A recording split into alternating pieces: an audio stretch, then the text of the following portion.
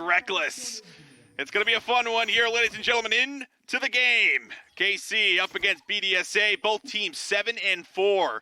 This one plays massive implications for who could rise to the top here, contest LDLC and Vitality, who are sitting pretty up there. But one of these teams here will come out with a win. We'll be 8-4. As you see, a little level 1 coming here for KC. Just seeing if they can get away with anything, but more or less they get that ward down on blue to figure out exactly where Shio's going to be starting off. No one is pathing. It's going to be super important, especially because it looks like we might see some opposite starts coming through. Playing towards your Aphelios makes a lot of sense. I mean, BDSA as a team, very bot focused, and with a player like Crownshot, I can't say I blame them here. So we're going to see Shio probably full clear the top side and could potentially go for a red into a gank, which is something I would particularly like to see just because of how strong you are early on the Xin Zhao. And on the other end, 113, you talked about it, action in the top lane, and that does mean you could set up ways to put Aggressivu behind once more. Eyes on Shio on the blue buff, and once you get eyes on Shio, where's 113 going? You know, that's the immediate question you have to ask right now, because he has been so active, level 3 dives. A lot of it comes in, though, with the coordination of the setup in the lanes where they slow stack the wave after a bounce, and they put themselves in a spot and saying, hey, on this wave right here, we can dive. And on some of those waves that you find the successful dives, it puts the laners so far behind because they miss out on all that golden XP. So we'll see exactly what his plan is. Maybe right now it might be a path to the top side like we were kind of already highlighting. Even an early ward coming through here from Aggressivu saying, listen, I know what happened last time. I want to make sure that doesn't happen again. Ward in the tri-brush here just in case he paths. I mean, really good ward. And the fact that you see Shiko managed to get a ward on the Raptors as well, they're going to have a full idea of where 113 is going to go. You see the question mark ping coming through, so they already have the inkling that, okay, 113 probably pathing to the top side of the map. Aggressivu has that ward for safety here, and already I think that's 113 pinging the top side. He's just going to skip the Raptors and move his way to the top side, but that ward should give the indication. Yeah, Aggressivu should definitely know this. Pings are coming down like, hey, he's not on his Raptors anymore, guys. But this could still end up being a successful play. Bot lane, a little bit of aggression coming in. Adote will lose out on a little bit of HP. And now will just be Aggressivu respecting the fact that 113 is here and will move in. Just doing a little checking here with the Q, seeing if he can figure out where he is. Yeah, and it's tough. Yeah, I like that ward too from Cabochard. So Aggressivu can't hide in the brush there to grab that XP. But the window has closed. 113 isn't going to be able to find anything. So well played to dodge that first gank for the moment here. And now, because of that, you can see Shiko is in a perfect position to move with his jungler towards his bottom side of the map. In fact, they're already setting up for a bot lane dive, but I love the respect. Reckless, Huntera, look at them, they're already gone. Yeah, they're the opposite end of this. This is usually what KC are doing, but as you highlight the fact that they get eyes on 113 in the top side, they're now able to do this, and they're not even interested in sticking around for it, right? It's an immediate reset for Shio. And we'll see, Zico go back to lane, get himself in a spot where he's going to be able to catch this wave, but it's just that additional pressure, make Reckless lose out on a bit of CS, and there is going to be a slight edge for as far as the CS numbers here for Crownshot early. Yeah, we got a big move coming through from 113 and Seiken. I think Aggressivu is going to be fine here. Seiken is pretty far behind. Aggressivu actually deals some good amount of damage back, but now they have eyes on the junglers. Ajote will not be able to find the flash. Will get taken low, forced out of lane more than likely, and Crownshot might also be forced to back away. Yeah, that is an unfortunate trade there. Huntera getting a really nice catch out here on the Leona, and it's a really nice play from Aggressivu. Again, dodging yet another gank, just recognizing the timing that, okay, this is a big wave coming to my turret. I need to be very far away from here because I know Shio is very close by. So both, or rather all laners so far, really good job understanding the pressure that they're under and not getting punished for it so far. That's why we haven't seen a kill yet at this 5-minute mark, despite no lack of effort, mind you, especially from KC's side, who we know keep looking for these sorts of plays. At the moment, things are going to be slow. We're going to get close to that level 6 mark for the mid laners and probably the solo laners in general, and that's the big thing to look for here. Aggressivu isn't going to be able to TP because of the changes, of course, that came with Season 12, but if they manage to make a play towards that top side, they can make full use of that Slicing Maelstrom. All right, Huntera is coming up here to protect Cabochard, who could be in a bit of trouble. This is going to be a fairly big wave. Shio's here, Adote is here, so everyone matching one another except for 113, and yet they're going to be well aware of what's happening. Cabochard should be free to pick up this wave. They will not try to force the play. This is definitely the correct call. Man, it's just so smart from both of these teams. There's so much back and forth, so many attempts, reads. It feels like a chess match that we're watching between KC and BDSA. Nothing has been lost just yet, but this opening, because they showed top, because you knew the play was happening, we'll give 113 the opportunity to pick up this dragon, and a very early one at that, considering what we've seen today.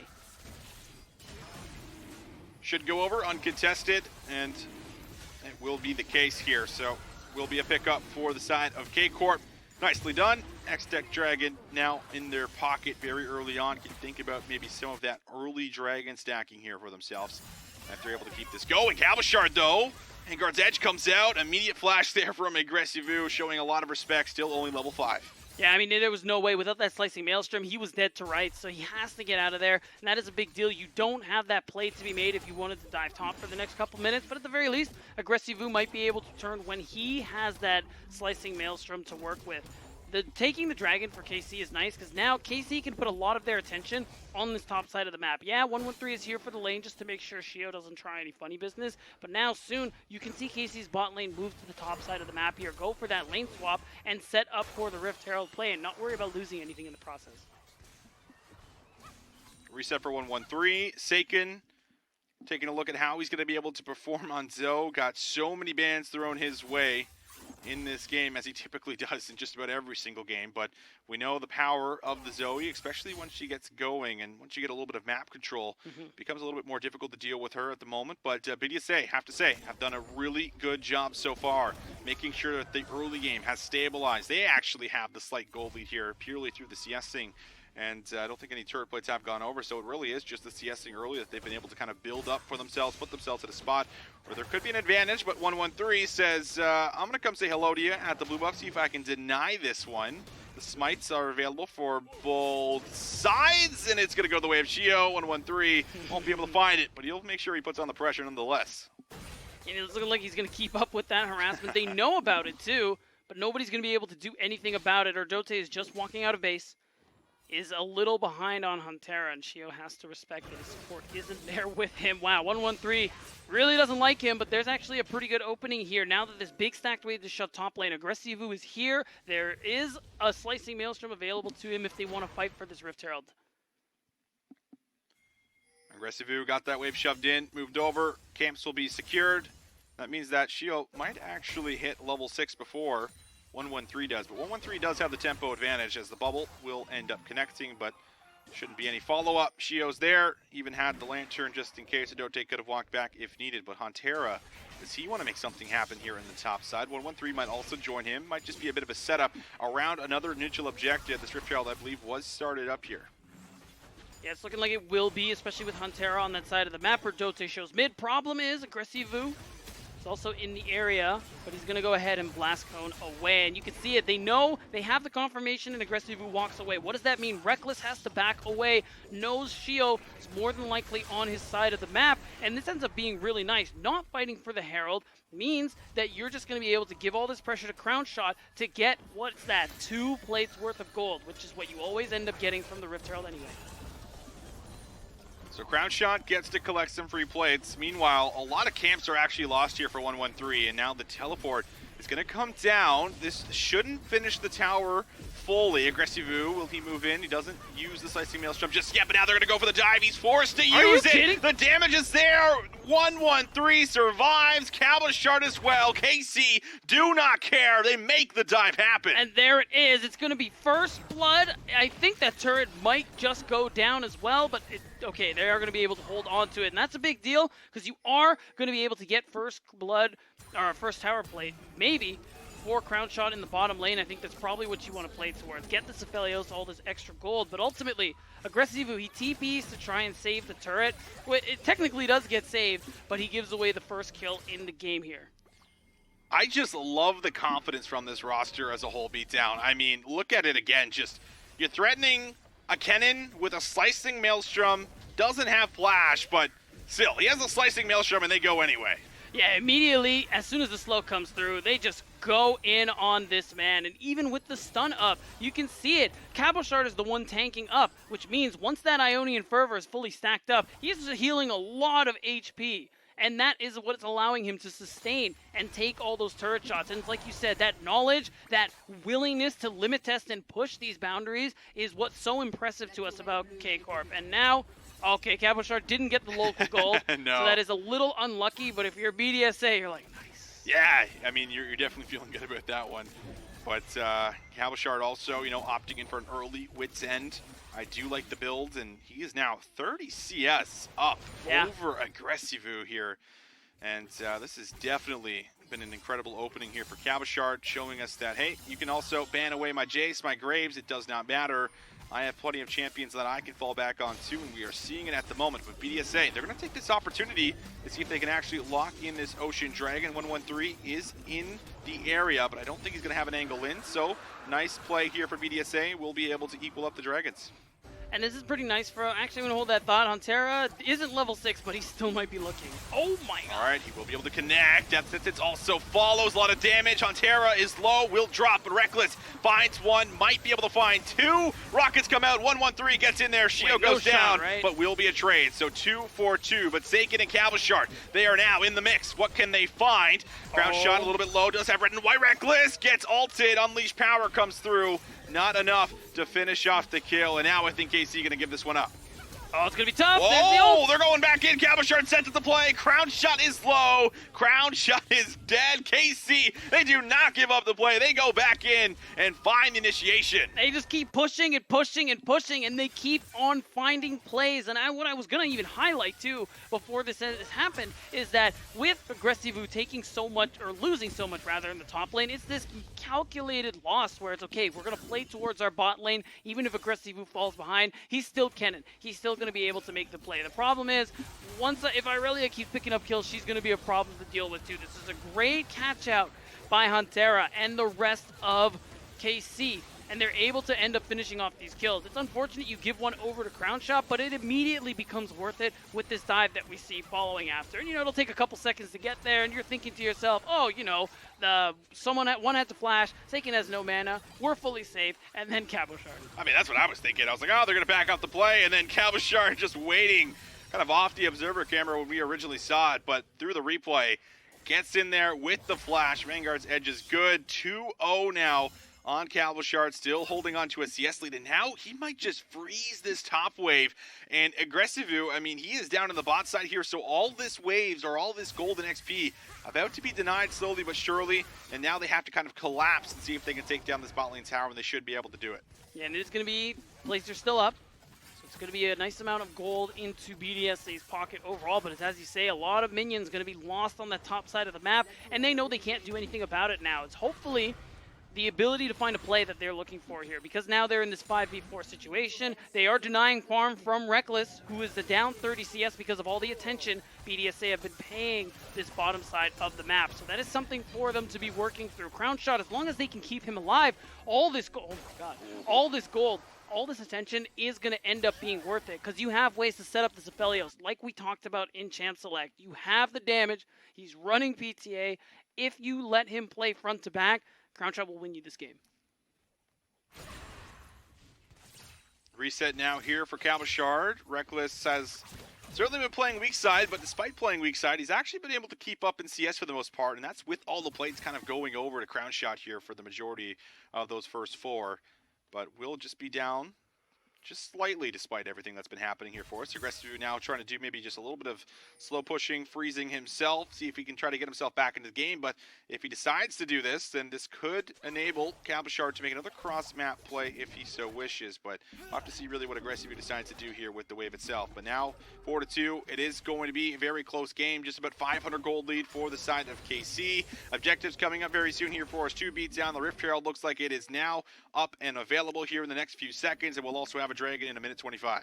I think the Dragon is the thing you're playing for here. Aggressivu partially shoves out the wave, and now he's immediately going bot to answer that one. It has time before there's time before Cabochard ends up pushing this one, and the fact that Aggressivu has a teleport means he can join. The teleports have been unleashed for a play topside if it happens, but I think it's all about the Dragon in this case. I think you can let go of this Rift Herald if you're BDSA and just focus your attention on this bottom side of the map. They don't seem to agree with me though. They want to put their focus on this top side here. They're going to try maybe and catch out Cabochard. The problem is Huntera is looking for them as well. This is pretty dangerous here. I think a trade of objectives would be better. Mid lane priority now. KC should be able to get this. Reckless is also here to assist. And where are they going to move to next? Lots of vision set up around the Rift Herald. And now we'll see exactly where they go to. KC might be prioritizing the Rift. While this happens, Aggressive is going to be able to get a massive wave shoved in here. Reckless is going to have to go and catch it. So this is maybe a window of opportunity for BDSA. There is plenty of objectives to take. The Dragon's coming up in 20 seconds, and I think that's where both of these teams have their eyes really set on. They want to make sure that they're grabbing these mountain dragons. We know how important they can be. All those resistances, they certainly add up. Okay, I don't think that's going to... Yeah, I'm not going to be able to follow up on that, but now, because Chico was shoving that top wave and took a bit of a late back, Shio might have to play for the steal. Actually, looking like he might just let this go. I mean, all this setup, and they're just going to let it go, Austin. Right. Sleepy Trouble Bubble comes out, doesn't connect, but it's fine. It zones them away. And now Shio, will he be engaged on? No, he is not the target. They do not want him. Crown Shot does have red and white as well. This would be a decent moment for them to fight if they can find the angle. 1-1-3 is actually going to get poked out to about half health here. Crown Shot will punish him for following up there on the Sonic Wave, but I think resets will mostly be taken. Dragon was secured. BDSA, they're just not looking to pull the trigger. I mean, this is what I call this is what I mean when I say they get in front row seats to objectives takes, and it's right. I mean, front row seats have a cost, Austin, and it's letting KC stack these dragons. Mountain Soul of all things being very terrible thing to allow this team composition to have. Making them more durable is going to be very difficult. Make it harder for the carries to be able to take them out here. You're still hoping you're going to be able to get this mid tier 1 turret, and you will. It opens up the map here for the side of BDSA, and Shio's going to be able to walk away from that ultimate there. As things kind of slow down, K-Corp are going to be able to get the best of both worlds here. They got the 50, I mean, we'll call it a quote-unquote 50-50 for the Dragon, and they're going to also be able to just take the second Rift Herald here. They're just winning on all sides. Yeah, they lose the tower, but like you say, objectives here at least do appear to be going over just about uncontested. It's resets that come through here for the bot lane of BDSA, so I don't think there's ever a world that you're going to be able to move in here. Reckless is going to be able to shred this Rift Herald down without a problem whatsoever, so this is now going to be the second Rift. Secured 1-1-3, smites it out, will collect the Rift Herald, and it looks like they're pinging immediately over to the mid lane because they know Crown Shot is in the top side. That's right, and you know Aggressive isn't going to be able to TP in front of Cabochard. It's just going to be an easy 4 versus what they think is a 4 versus 1. But even with their Dote and Crown Shot showing up, Herald's going to be able to get the charge. Nothing's really going to come of it here. Now you see Aggressive probably has to be more careful because KC have a very deep presence in this bottom side jungle. With them showing off the map, gotta imagine he's going to stop walking towards this turret any second now. He's been receiving so much attention from all of K-Corp, but he's been handling like a champ, I'm not going to lie. Only died one time, is down a good amount of CS, but that's to be expected. Mid lane tower will inevitably be taken down to tie things up here through the turrets across the board. Putting them in a pretty decent spot here, but still only about 800 gold differential. And I mean, we kind of heard this, through our earlier segment here with Sierra and Ravish beatdown, where it's like if you can at least minimize a lot of the early pressure here from a team like K-Corp, they have lost games where they haven't been able to build sizable leads heading into the mid to late game. Now, they have looked a lot better as of late, but I feel like this is at least a decent look for BDSA, and we know they can be a strong team fighting team as well, and they have the tools to be able to disengage, engage themselves here. So we'll see how this mid game ends up shaping up as more and more item power spikes about to start to come through here for both of these teams.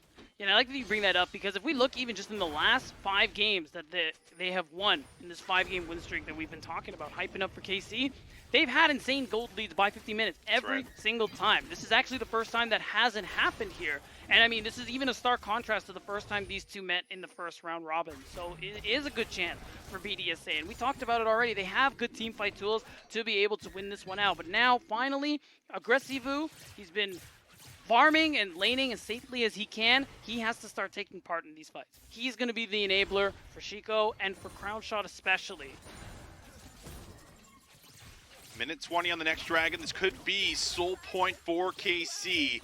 Put them in a really good position. Again, more resistances for someone like Cabochard, someone like 1-1-3, Huntera, all diving in there, looking for the play, looking for the setup.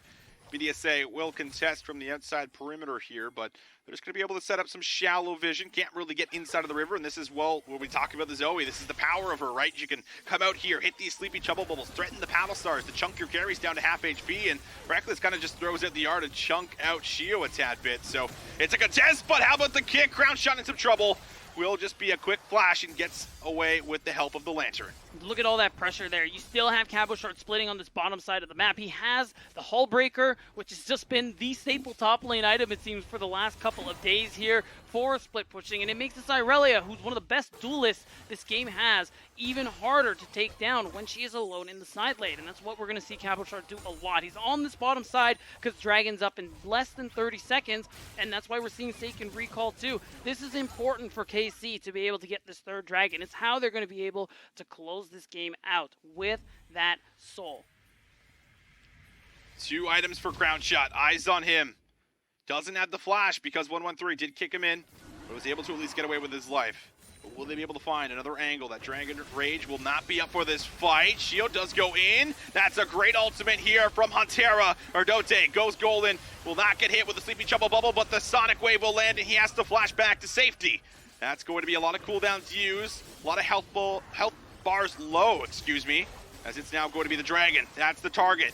Who can get onto it? Who will secure it? Soul point now for KC. If they can grab the third one of the game, it would be tough for BDSA. Shio, can he get in there? Look. He's been able to steal these before. 50-50 smite. Shio gets it. And now, can KC look for the fight? 113 over the wall. Will be bursted out. Will go in, and he is taken down. Aggressivu finds it, and Aggressivu moves in with the ultimate slicing maelstrom. Will back KC off from the fight, but another Sleepy Trouble Bubble will be able to land onto Shio. They can't follow it up, and that's a big move here for Shio to get the Dragon and get out here with his life. Oh, we keep talking about Shio in the early game, but another thing we mentioned is Shio's clutch factor. The way he's able to come up when he needs it, to ice up and make the plays happen. We saw another example of it here. He wins the 50-50, Austin, and he keeps his team alive, soaking up a lot of that damage with the Crescent Guard and allowing them to walk away, not only for free, Austin, but with a kill. And you can see it in this replay here. I'm watching this the whole time thinking, Aggressivu, you gotta look. But he held until the very last moment. The game plan was simple. Shio goes in, tries to spread people out with the Crescent Guard, and hopes that he can go for that 50-50 smite. He definitely gets it here, and he gets to walk away in the process. 113 thinking he can kill Dote is what ends up getting over the kill. And then you see it here. Slicing Maelstrom. Aggressivu moves forward, zones them off. Incredibly well done. Cabochard, he's caught on the wrong side of the tower, and he might actually end up dropping. Oh, wow. Easy pickup here. Crown Shot. He's going to grab himself a pretty big bounty for really no trouble whatsoever. But it's just going to be that simple here. Nice bounty for this Aphelios Crown Shot we keep talking about. Big focus on this team. Big carry player. Getting them any extra gold is definitely a plus for this roster. And the fact that BDSA managed to deny that soul point, they slowed down the game considerably as a result. They don't have to worry about soul in a couple of minutes time now for KC. They can focus their efforts on this top side of the map because Baron is going to be up very, very shortly. And we can see the replay in the pip in the bottom side of the map. It's Cabochard thinking, oh, let me just land this flawless duet. I'm going to jump in there. Oh, wait a minute. Wait. Okay. 80 carries broken. 80 carries broken. My goodness. Can you believe it? This roll. It's disgusting. We should buff assassins again. Yeah, get him in here. I agree. But Crown Shot now, with that, I mean, he is in a great position to be able to carry this game here for BDSA. I mean, on top of that, Chico's also a threat of his own. 2 items, working towards a third here. Probably sitting on a good amount of goals. He's got a bounty over his head, but Shio's actually in a bit of trouble. Oh! But a great ultimate throws 113 to the wrong side of the map, and now he is totally isolated. And 113 will go down. Aggressivu finds the kill. Good play here from Dote, able to at least buy a bit of time, but I think he will be left out for dead. Cabochard will be able to get in there and finds a trade. And it's jungle for support. You take those any day of the week if you are BDSA, managing to come out on top yet again. Kind of punishing 113 for the play he goes for here. Again, Crescent Guard manages to knock 113 into the team, and it's an easy pickup for BDSA. They won't be able to do anything like go for the Baron, but they manage to hold on to this even game state, which once again, as long as they get to play front to back, heavily benefits them. Shio's just going to wait here in the bottom top rush. Huntera is also the round, but Cabochard, he will go in. Shio is here. Will they have enough damage? Oh my goodness! And now the tower will be taken down. Could this be a turnable situation for KC? Dashing in and out, Cabochard will be taken down, I believe. Shio gets the kill, so does result in a 1-for-1, but KC, they get the tower.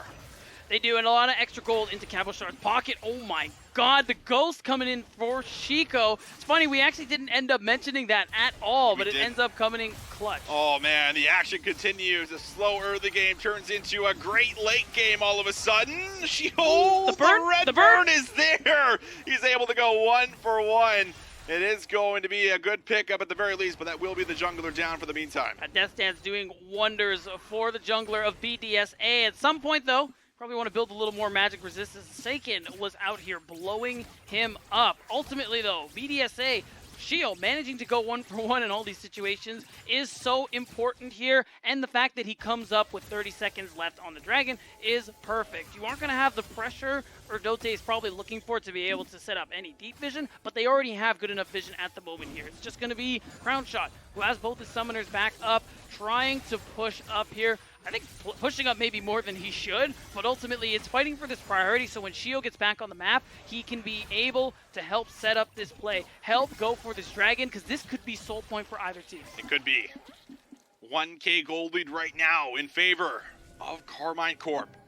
And what are they going to be able to do here for us? Last one stolen away from Shio, but this time, 1-1-3, he has the kick at the start of the fight, and he has gone in many, many times here, and BDSA have been able to punish him the good majority of it. Seiken looking for some poke, but actually eats a good amount of damage right back. That's going to be the solar flare. Erdote is low. Cabochard looking to try to make the big play, but it's the slicing maelstrom combined with the unleashed power that has taken down KC. It's a double picked up. But can KC try to save the fight? I think they have to walk away, and this will be BDSA grabbing another dragon. And again, when they support Crown Shot, he does wonders for your squad. They protect this Aphelios and make it so that it's an easy soul point coming through despite Seiken's best attempts. K-Corp, we're seeing what happens when they can't smash the early game, when they can't rip teams to pieces in the first 15 minutes. And this is one of those comps where you need it. Who's really sitting in the front line besides Hantera? And you're seeing it now. Where if Cabochard can't really get a flank here, it's tough because he's got to kind of just face tank all the damage. Right, you can see it. Crown Shot in this entire situation is like, yeah, I'm chilling, I'm autoing, yeah, I have to flash, it's no big deal. Full HP, full HP. His HP is still full, Austin, and he's able to just keep the damage coming. And until they can do something about this Aphelios, K-Corp aren't winning any of these fights. No, they are not. Well, Reckless has been kind of the sleeper carry here, where he is a Jinx. He is almost on 3 items, very close to that Infinity Edge, but you can see the Infinity Edge. It is now secured for Crown Shot. 4-1 in 3, has been a part of a huge majority of the kills here. And will he be able to kind of carry BDSA to victory, get revenge on KC? Perhaps could be in the cards for us, but the Baron now going to be the big focus right now for both of these squads. Cabochard able to get that wave pushed in. That's the ultimate there from Montera. It goes wide, but they still are able to at least get the flash here from Aggressivu. That is going to limit his abilities to make those big plays with the slicing maelstrom, but ultimately not a whole lot gotten here. A little bit of vision, I guess, with that Super Mega Death Rocket. Reckless has been very, very liberal with man, what a play from Cabochard here. It could be a solo kill. It's a solo kill. What a play. Going over the wall, landing the flawless duet, and making sure that he punishes the Aggressivu again. Oh, this is the shield bow build too, Austin. Nobody is killing Cabochard in the 1v1, and what an insane punish coming through. It means BDSA, they got to back off. They don't have their engage tool. They don't have any map pressure, so now it's just about walking away, trying not to lose any more members. See if you get a bit. Ooh, Hantera in a bad position, but the kick, it's perfect. Crown Shot will not be able to take the lantern, and the kill is collected from Reckless. 1-1-3 goes in again, but BDSA, they will be able to kite this one out under their tier 2. They have a bit of safety, but are you really safe? Cabochard is up, he goes in, finds the damage. Shio has the flash over the wall, and does manage to escape with his life. KC putting on the pressure as they'll try to take a tier 2. Oh, Cabochard! He cannot be stopped. He is relentless as he finds another kill and the tower. And he's going to look for another one here. No, he's not going to be able to do it. Oh my God. I mean, he's 1v3. He will have to flash. He realizes now he has bit off more than he can chew. Yeah. The Ignite comes down. But what can KC get? It looks like they might just settle for some recalls and spend all the gold. That is so much they got into their pockets now. We talked about the 3-item jinx coming through. A Reckless has it. Infinity Edge, good to go. And this is an example of what these fights look like when K-Corp gets to pull the trigger here. And first, we got to take a look at the solo. As soon as he came over the wall, I think Aggressive even knew, yeah, it's done. He's got me. And it makes it so hard. BDSA know they need to start backing off at this point here because Cabochard, as soon as he starts walking mid, it is a doomer. And you need your main engage threat if you're going to be able to reasonably team fight. Otherwise, this happens. 1-1-3, insane. Q into the Wardhop flash kick. And then they continue. 1-1-3 keeps going. Gore Drinker, a long replay here for us. We see him live at the bottom left. The Baron might end up going over here. We switch over. Shio can't get there in time.